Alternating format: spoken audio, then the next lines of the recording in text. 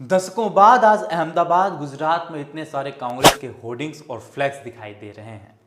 आज 64 साल बाद कांग्रेस गुजरात में अधिवेशन कराने जा रही है। इससे पहले कांग्रेस का आखिरी अधिवेशन 1961 में भावनगर में हुआ था। शायद अब लग रहा है बीजेपी की होम पिच यानी घरेलू मैदान में हराने के लिए कांग्रेस कमर कस चुकी है। आज के वीडियो में हम आपको बताएंगे कि कांग्रेस ने गुजरात में अधिवेशन आयोजित करने का फैसला क्यों किया, क्या इससे पार्टी को कोई बड़ा फायदा होने वाला है, गुजरात में कांग्रेस की वास्तविक स्थिति क्या है और साथ ही गुजरात में कांग्रेस का पलायन किस रूप में हुआ, कांग्रेस के लिए गुजरात में पार्टी का पुनर्निर्माण करना कितना कठिन है और पार्टी की चुनौतियां क्या हैं, और साथ में यह भी बताएंगे कि कांग्रेस भाजपा के किस फॉर्मूले को अपनाने जा रही है। नमस्कार, अभिवादन स्वीकार करें आदर्श तिवारी का। कांग्रेस का 2 दिवसीय राष्ट्रीय अधिवेशन आज से अहमदाबाद में शुरू हो रहा है। राहुल गांधी, प्रियंका गांधी, सोनिया गांधी और मल्लिकार्जुन खड़गे सहित देश भर से 2100 वरिष्ठ नेता अधिवेशन में हिस्सा ले रहे हैं।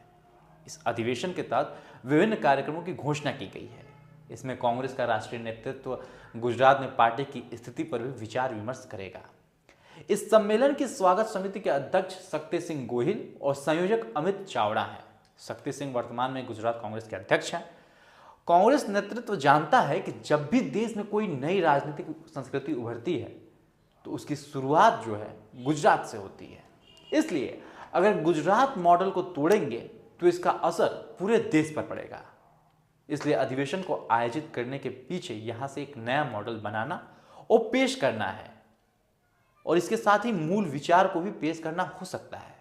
हालांकि यह भी सच है कि राज्य में कांग्रेस के पास ऐसा कोई नेता नहीं है जो सम्मेलन कार्यकर्ताओं के लिए भले ही उत्साहजनक हो, लेकिन इसके आगे का चलकर कोई बड़ा राजनीतिक असर नहीं दिखाई देता है। गुजरात में बात करें पिछले 6 दशकों में तो कांग्रेस पूरी तरह से बदल गई है और बेहद कमजोर हो गई है। राजनीतिक विश्लेषकों का मानना है कि अधिवेशन का मुख्य उद्देश्य कार्यकर्ताओं को सक्रिय करना है। अधिवेशन को मीडिया लाइमलाइट दे या ना दे, लेकिन इससे कार्यकर्ताओं में यह संदेश जरूर जाएगा कि अब पार्टी गुजरात में सक्रिय हो गई है और पार्टी का राष्ट्रीय नेतृत्व गुजरात में दिलचस्पी रखता है। अब आपको बताते हैं कांग्रेस की गुजरात में वर्तमान की स्थिति क्या है और ये जो स्थिति है वो क्यों बनी और इसका क्रम कैसे रहा। तो साल था 1985 का। गुजरात में कांग्रेस ने सबसे अधिक सीटें जीतने का रिकॉर्ड बनाया था। तब कांग्रेस ने 182 में 149 सीटें जीत ली थी। फिर 1990 का चुनाव आया। कांग्रेस के चिमन भाई पटेल ने जलता दल बनाकर चुनाव लड़ा और कांग्रेस को केवल 33 सीटें मिली। इस चुनाव में गुजरात में भाजपा की बड़ी उपस्थिति दर्ज हुई और उसने 67 सीटें जीती। फिर 1995 में भाजपा ने पहली बार गुजरात में पूर्ण बहुमत से चुनाव जीता और 121 सीटों के साथ सरकार बनाई। इसके बाद कांग्रेस धीरे धीरे कमजोर होती गई और 1998 में कांग्रेस ने 53 सीटें जीती। 2002 में 51, 2007 में 59 और 2012 में 61 सीटें जीती। 2017 के चुनावों से पहले गुजरात में पाटीदार आंदोलन हुआ था और हार्दिक पटेल, जिग्नेश मेवाड़ी और अल्पेश ठाकुर की तिकड़ी ने गुजरात में भाजपा के खिलाफ एक मजबूत सत्ता विरोधी लहर पैदा की थी। लेकिन इसके बावजूद कांग्रेस को 77 सीटें मिली और वह सरकार नहीं बना सकी। लेकिन भाजपा 99 सीटों के साथ बमुश्किल सरकार बना सकी। उस चुनाव में भले ही कांग्रेस एक मजबूत विपक्ष के रूप में उभरी, लेकिन पार्टी के भीतर गुटबाजी बढ़ती गई। हार्दिक पटेल और अल्पेश ठाकुर जैसे नेताओं ने कांग्रेस छोड़ दिया। 2012 से 2023 तक 45 से अधिक कांग्रेस विधायक या सांसद पार्टी छोड़ चुके हैं। पूर्व कांग्रेस अध्यक्ष अर्जुन मोढवाडिया जो 40 वर्षों तक कांग्रेस में रहे, उन्होंने भी पार्टी छोड़ दी। 2022 के चुनाव में इसका इतना बुरा असर हुआ कि कांग्रेस महज 17 सीटों पर ही समट कर रह गई। गुजरात के इतिहास में यह कांग्रेस को मिली सबसे कम सीटें थीं। गुजरात में तीसरी पार्टी बनकर उभरी वो थी आम आदमी पार्टी और उसने 5 सीटें जीतकर कांग्रेस को भारी नुकसान पहुंचाया।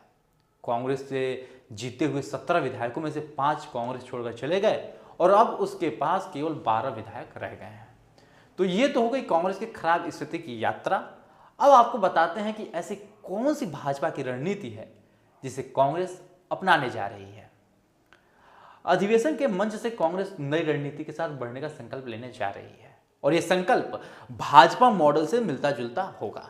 प्रत्याशियों के चयन में ऐसी दफ्तरों में बैठे लोगों के विचारों की जगह भाजपा के तर्ज पर जमीनी स्तर से आने वाले प्रस्ताव रुझानों के अनुरूप निर्णय करने की प्रक्रिया को स्वीकार करने जा रही है।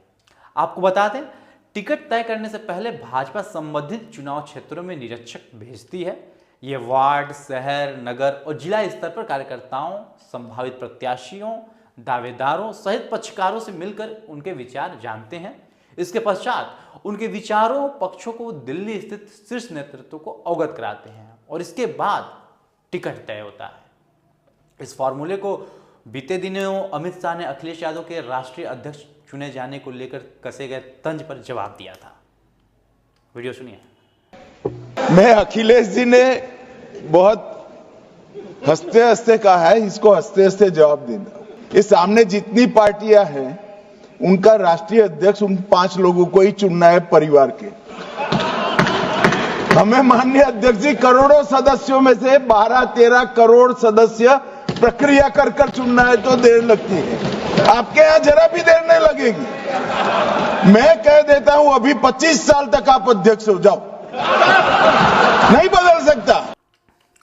2027 में गुजरात विधानसभा के सामान्य चुनाव होने हैं, लेकिन इससे पहले बिहार, उत्तर प्रदेश सहित कई राज्यों में चुनाव होंगे। इस अधिवेशन से कांग्रेस की सक्रियता किस हद तक सफल हो पाती है और खुद राहुल गांधी जमीनी स्तर पर पार्टी को कितना मजबूत कर पाते हैं, यह देखने वाली बात होगी। बहरहाल आज के लिए दीजिए मुझे इजाजत। यदि इस वीडियो को आप YouTube पे देख रहे हैं तो चैनल को भी सब्सक्राइब करें और Facebook पे देख रहे हैं तो पेज को तुरंत फॉलो करें। धन्यवाद।